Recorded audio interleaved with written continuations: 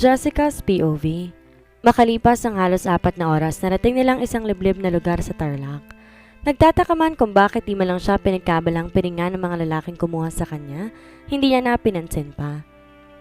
Malamang na may dahilan ng mga ito kung bakit tila kampante mga to nang di siya makakatakas o gagawa ng bagay ni kasasakit ng katawan ng mga to. Pagkababa nila ng sasakyan ay walang pakialam na pabalya siyang tinulak ng isang lalaki sa isa pang lalaki na sa tingin niya ay kilala niya. Lumayo dito sa kanila at may tinawagan habang naghihintay sila sa labas ng isang warehouse. Nilibot niya ang kanyang paningin sa lugar upang pag-aralan yon. Madali lang sana siyang matatakasan ng tatlo, kundi lang siya nakaposa sa medyo nahihilo. Alam niyang may halong pangpatulog ang kung anumang tinurok sa kanya bago siya dakpin ng 3 lalaki kanina. Kung susuriing mabuti, hindi abandonado ang lugar, bagamat may mga sirang sasakyan na nakatambak. Malinis naman at di matalahib. Kulay puti ang warehouse at tila katatayo lang. Hindi ganoon kalaki di tulad ng mga warehouse na makikita sa katabi ng mga kumpanya. Pero mukhang moderno at hindi paghihinalaan ng kung sino mang magagawi sa lugar na to. Naramdaman niyang lumapit sa kanyang lalaki. Bahagyang hinawakan ng braso niya. Akmang pipigla siya para layuan siya nito nang bigla itong bumulong. Ngunit dinig na dinig niya. Go with the flow, Purple. Huwag kang babagawa ng bagay ni kasasakit mo. Nahimigan niya ang pag-aalala sa boses nito kaya naman humarap siya rito at pinakatitigan ng lalaki. Muntik mawala sa isip niya ang taong to. Wala ka talagang magaling. Peste ka? Anong ginagawa mo rito at bakit ninyo ako dinala dito? Mahina ngunit mariing tanong niya. Napakadali para sa kanyang tuhurin to at patulugin, ngunit hindi niya ginawa. Gusto niya rin kasing malaman kung anong pakay sa kanya ng kung sino mang leader ng mga ito at kung bakit siya dinala sa lugar na to. Kilala mo ko, Boyong? Ang 1,000 mayabang na manliligaw ko noon. Hanggang ngayon talaga sakit pa rin ang ulong hatid mo sa aking lalaki ka? Agap niya rito. Ano? May sasabihin ka pa? Kamusta ang mama mong si Aling Judith na dakinang chismosa sa lugar ng Santa Maria? Giit niya pa na bahagyang matigilan ang lalaki. Ilang beses tong kumarap at saka nanlala kaya mga mata na tinitigan siya. Jessica, ikaw nga ba talaga yan? Akala ko kamukha mo lang.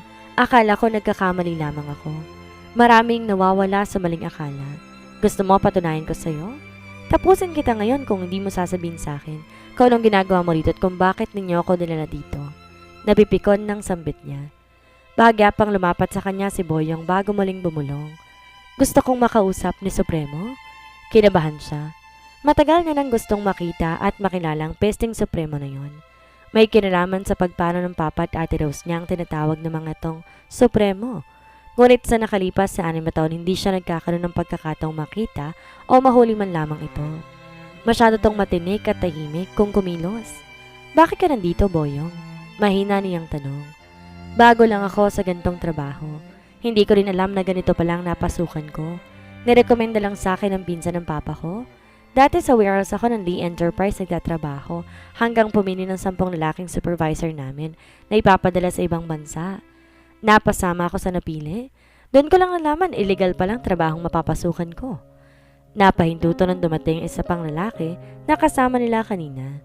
Kaagad siyang hinawakan ito sa braso at hinila. Tara na sa loob.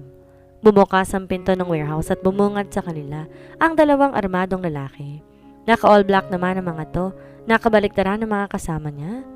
Naramdaman niyang hinawakan ni Boyong ang sikod niya, hindi upang itulak siya kundi upang pasimple siyang alalayan. Piringan niyo siya bago niyo dalhin kay Supremo? Ana isang lalaking papasa ng bouncer sa club. Malaking tao to at puno ng tattoo ang braso. Matangkad din to at malaki ang katawan. Parang napatibay na mukha na kahit ilang beses sa kupin, hindi mababangasan. Maya-maya pa'y piniringan na nga siya. Wala man siyang makita, narinig niya naman ang lahat, kaya hindi siya nangangamba. Alam niya na hindi rin siya papaslangin, dahil kung yun ang balak ng mga to, kanina pa sana. Ilang minuto rin silang naglakad hanggang sa narinig niya na lamang ang pagsara ng pinto. Inalalayon siyang makaupo. Pinaghiwalay ang mga kamay niyang nakaposas, saka sa magkabilang armchair pinosas. Who are you? Anong gagawin ninyo sa akin? Sigaw niya. Naramdaman niyang may itinusok sa braso niya, pero hindi tulad ng bago siya kunin ng mga ito. Wala siyang nadamang pagkahilo at pamamigat ng mga mata. Tila naman hidlang kanang braso niya. Bukod doon, wala na. Welcome back, Purple. Anang baritonong boses. I wanted to know that for the last 5 years, I've been monitoring you. Sino ka? Galit niyang tanong. Hindi niya mabosesa ng lalaki pero sigurado siya. Ito ang tinatawag ng mga alagad nito na supremo. Hindi mo na kailangan pang malaman kung sino ko. Hindi rin naman sana magtatagal ang buhay mo, my beloved Purple. Lumapit to sa kanya at naramdaman niya. Hinawi nitong buhok niya. Maraang umaplos sa magaspang nitong palad sa pisngi niya, pababa at dumin sa bandang balikat niya. Pagkatapos ng ilegal na subastahan, iba na nagmamayari sa'yo. Hindi ko na kontrolado magiging buhay mo pero itinaas nitong kanang braso niya na hanggang ngayon manhid at wala pa ring pakiramdam. Sa pamamagitan ng tracking device na nilagay sa pulso mo, malalaman kong lahat ng gagawin mo. Lahat na mangyayari sa'yo kung nasan ka at kung buhay ka pa ba o wala na. Kinilabutan siya sa sinabi nito. Kaya pala tinurokan siya ng pampamanhid dahil may nilagay na tracking device sa palapulsuhan niya. Pakawalan mo ako. Tigilan mo na ako. Pilit niyang piniglas ang mga kamay niya na walang pakiramdam. Umaasa na baka sa pamamagitan noon, matigil na ang mga ito sa ginagawa ng mga ito sa kanya. Ano pa ba ang gusto ninyo? Nagawa ko lang ang lahat, diba? Binaboy niyo na ako. Bakit niyo ba ito ginagawa sa akin? No, Purple. Hindi mo pa nagawa ang lahat. Kailangan ka ng Mafia King para sa mga illegal transactions niya. Pero hindi naman ako papayag na makuha ka nilang sa akin ng Mafia King na wala man lang ako napapala. Kaya naman sa nalalapit na subastahan, kusa kang pupunta sa magiging tagpuan natin. Ibibid ka sa malaking halaga. Sino man ang manalo sa bidding na yun, doon ka mapupunta. Magiging malayo na ba ako sa anino mo pagkatapos? Agap niya rito. Hindi siya sinagot ng lalaki. Sa halip malakas sa tawa lang pinakawalan nito at nag-echo sa buong lugar. Pwede niyo na siyang ibalik sa lugar kung saan niyo siya kinuha. Muling namapit sa kanya ang lalaki at saka bumulong. Isang maling galaw mo at tatapusin ko ang mga mahal mo sa buhay, Purple. Tandaan mong alam ko ang lahat-lahat sa'yo. Kaya naman naasahan kita sa araw ng subastahan. Yun ang huli niyang narinig sa lalaki. Kagad din siyang inilalayan patayo at nilabas na, hanggang sa makasakay na ulit siya sa van at makalis sila ay pinanginginigan pa rin siya ng katawan. Hindi siya makakapayag na pati ang buong pamilya ng mama niya ay madamay sa mga nangyayari sa kanya. Kailangan niyang lumayo upang di madamay ang mga to. Pero saan? Saan siya magtatago? Bumaba ka na. Maring utos sa kanya na isang lalaki. Nang sulipan niya si Boyong umiwas na ng tingin sa kanya. Kagad siyang bumaba at mabilis sa tumakbo. Di na siya makapag-isip ng matino. Tila napakaraming boses sa isipan niya. May mga imahe siyang nakikita pa ulit-ulit na lang. Kahit ano pang gawin niya, bumabalik siya sa umpisa. Daig niya pang nababaliw dahil sa mga nangyayari sa kanya. Gabi na at madilim sa lugar na pinagbabaan sa kanya. Pero wala na siyang balak pang huminto. Dapat siyang makalayo sa lahat. Pero paano? Saan? Saan siya pupunta? Kanina siya hingi ng tulong. Na makita niya ang karatula ng Welcome to Santa Maria, ay hindi siya nagatubili pang baybayin ng madilim na daan. Daan papunta sa dati nilang tahanan. Tila tulala pa rin siya habang naglalakad sa gitna ng daan, papunta sa dati nilang tahanan. Tanging ang iindap-indap na ilaw sa poste lamang ang nagbibigay liwanag sa daang tinatahak niya habang mag-isang naglalakad sa kalagitnaan ng gabi. Ganito rin dati. Noong panahong kailangan niyang kumayod para sa kanilang dalawa ng mama niya. Noong kailangan niyang gumising sa gabi upang pumasok sa trabaho at uuwi ng maaga upang kahit papano'y makapagpahinga.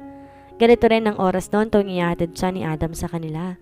Tuwing madadatnan niya si Frances na nakatayo sa gate ng bahay nila. Ganitong oras din ang tinatapos ni Adam ang relasyon nila dahil na rin sa kanya. At ganitong oras din nung nawala ang dalawang mahahalagang tao sa buhay niya. Peste, parang kahapon lamang nangyari ang lahat, and no matter how many years had passed, she could still remember everything. Everything, she yelled while wiping the tears streaming down her face. Her hands were shaking, her lips were trembling, at mabilis ang kabog ng puso niya. It was painful, still painful. Di naman kasi ganon kadali ang lumimot, at kahit ano pang gawin niya, parang lagi siyang bumabalik sa umpisa. Kung saan ang lahat ng sakit na iwan sa puso niya, lahat ng takot mag-isa siyang hinarap, kahit alam niyang hindi niya kaya.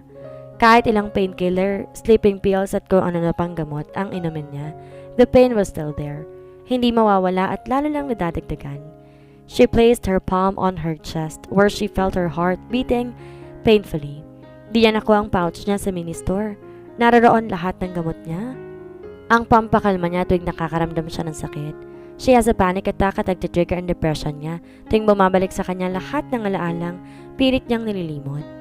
Lahat ng masasakit na nangyari sa buhay niya, hindi niya alam kung paano niya kinakaya at kung kakayanin niya pa ba niya. Because her wounds were never healed.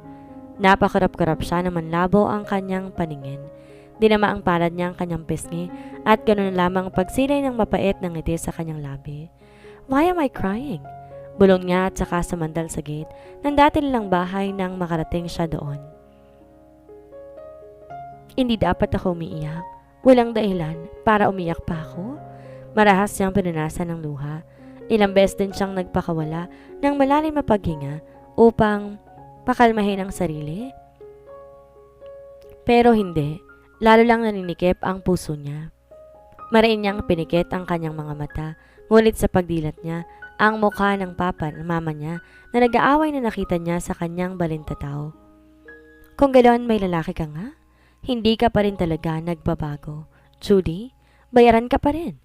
Ganon ba talaga ang tingin ng mga lalaki sa kanilang mga babae? Mababa ang lipad? Ito lang ba ang may karapatan na lumigaya? Ang pumili ng babaeng gusto nitong makasama habang sila ng mama niya ay nagdurusa. Kakibat nila palagi ang salitang marumi at salot dahil sa klase ng trabaho nila at kung ano sila sa mata ng mga mapanghusga. Kung di mo sana ako pinagsamantalahan, kung di lang sana ako nabuntis dahil sa kagagawan mo, at kung di lang sana nabuo si Jessica, hindi sana magkakandalit-silit sa buhay ko. Yun ba ang tingin sa kanya ng mama niya? Isang pagkakamali? Ginagawa niyang lahat mapunan lang pagkukulang nito sa kanya bilang isang ina. Nagpapakapagod siya kasasayaw sa club at sinasawalang bahala ang masasakit na salita na natanggap niya mabuhay lang silang mag-ina. But still, that's not enough. Dahil para pala dito isang pagkakamali lang na nabuo siya dahil sa kagagawa ng papa niya. Ang pumalit sa mukha ng papa at mama niya ay ang galit na mukha ng tita Rosa niya. Ang legal na asawa ng ama niya na walang pakundangan kung sugurin sila ipahiya sa lahat. Mapanira kay ng pamilya. Salot kay sa lipunan. Pati mukha ng mga kapitbahay nilang nagkukumpulan at walang ibang laman kundi pag-isipan siya ng di maganda. Kanino pa nga ba magmamana yan? Eh di sa maharot niyang ina? Kita niyo nga't kabit ang mama niya at sa bar lang din naman nakuha ng papa niya. Kawawang bata, lumaki na wala sa tamang landas. Sumunod ay ang mukha ng lalaking muntik nang gawan siya ng masama sa kalagitnaan ng gabi. Huwag kang mag-alala, miss. Mabilis lang to. Isa pa magaling ako. Magugustuhan mo ang gagawin ko. Muli siyang nagpakawala ng marahas na paghinga, tsaka ekspertong inakyat ang bakod ng dati nilang bahay. Kagad niya ring binaklas ang 3 jealousy sa kanilang kusina at mabilis pumasok sa loob ng kabahayan. Madilim. Wala siyang maaninag lalo na't nanlalabo na ang kanyang paningin dahil sa luha sa kanyang mga mata. Pilit niyang siniksik ang kanyang sarili sa kung saan dahil nagiging pula na ang kanyang paligid. Napakarami ng boses ang kanyang naririnig, and then she heard a sweet voice that calms her body and mind. Tahan na, sorry na. It was so soft and reassuring that calmed her for a moment. Pero nawala rin kaagad ang boses na yon. Naging madilim ang paligid. Nagpalitan ng mukha ni Francis na nagpipigil ng galit habang nagsasalita. Pre, wala akong issue sa'yo. Pero pag pinahamak mo sa Jessica, hindi ako mangangako na hindi kita mababangasan. Nagtangis ang ngipin niya sa kaisipan. Wala namang ginagawang masama si Francis, pero galit si Adam dito. Matagal niya na tong naging kaibigan. Wala to ibang iniisip kundi ang kapakanan niya, kahit na nga ba wala itong alam kundi asarin siya. Pero ayaw ni Adam kay Francis. Nagsiselos ito. Hindi man lang tarang sabihin sa kanya ni Adam, alam niya, ayaw nitong nilalapit siya kay Francis. Then explain. Nanlalaki ang mata niya na marinig niya ang dating kalmado at mahinang boses na lagi nagpapakalma sa kanya ay nag-iba na. Lumakas, puno ng hinanakit, pait, takot at galit. Wala naman siyang ginagawang masama. Pinipilit niyang baguhin ang sarili niya na maging perpekto sa paningin ni Adam. Ginagawa niyang lahat para ipadama rito kung gaano to kahalaga sa kanya. Kung gaano niya to kamahal. Ayaw niya tong magalit sa kanya. Ayaw niya rin na magsinungaling. Gusto niyang maramdaman ito na ito lang ang lalaking pipiliin niya ng paulit-ulit. But she lost him. Naiwala niya si Adam. Kasalanan niyang lahat. Tama nga sinasabi ng lahat, she's just a mistake. Marrying you was a mistake, Jessica. Hinayaan kong paikutin mo ko sa mga palad mo. Pikit mata kong tinanggap ang panloloko mo. Sorry pero hanggang dito na lang kaya ko. Do what makes you happy. You're free. She was hurt at that time. His words were too painful that she can barely swallow them. Hindi niya kaya mawala si Adam sa buhay niya. Ito na lang ang meron siya pero nawala pa. Naniwala siya. Akala niya yun na ang pinakamasakit. Not until she heard her sister and her father shouting at her. Takbo na, Jessica. Tumakbo ka na. Iligtas mong sarili mo, anak. For the first time in her life, she heard her father calling her anak. Tila may humaplos na mainit na bagay sa puso niya ng mga oras na yon. Pero napalitan ng takot at kaba na makita niya ang dugon niyang ama na nakandusay sa lapag. She never had a chance to talk to her father. She never had a chance to be with her sister. She never had a chance to run, to escape. Napakarap siya ng tuluyang mawala ang lahat ng imahe at boses sa kanyang isipan. Napalitan ng kahungkagan at kadilimang nakapaligid sa kanya. Kinapa niyang kanyang paligid at doon tumalungko. She placed her left hand on her chest and did a light tapping while trying to breathe slowly. Breathe, Jessica. Breathe. Slowly. Breathe. This was how she soothed herself whenever she was feeling like this. Pero peste, the pain never fades away. I just only got worse. She was now having a panic attack. Her heart was racing and beating double time. It was too fast that she felt like it wanted to escape from her body. It was very painful. But she did not want to fight it because the more she tried to stop the panic, the more it would take over her.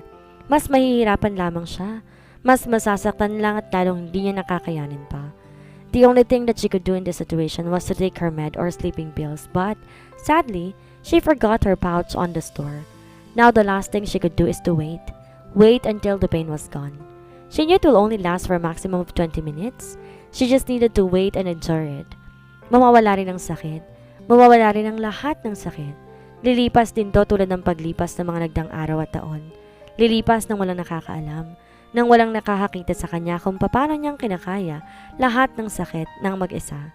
Lilipas din ang lahat, pero kailan? Bakit ang tagal? Napatingin siya sa kanyang palad na hindi pa rin tumitigil sa pangangatog. Doon niya lang din napansin na ang halos isang pulgadang sugar na sariwa pa at may tahi sa taas ng halos ng wristband na suot niya. Hindi niya rin maramdaman ang hapdi noon. Wala na siyang maramdaman maliban sa sakit sa puso niya, hanggang isang palad naging dalawa na. Paulit-ulit at salitan sa magkabila niyang pisngi. Kailangan matalo ng sakit ng katawan ang hapdi ng puso niya. Ilang minuto na nga ba ang lumipas? Bakit parang hindi umaandar ang kamay niya ng orasan? Bakit parang ang tagal ng oras? Pinakakalmot na niya ang kanyang braso at balikat. Nang di pa makontento ay iniuntog niya rin ang noon niya sa sahig.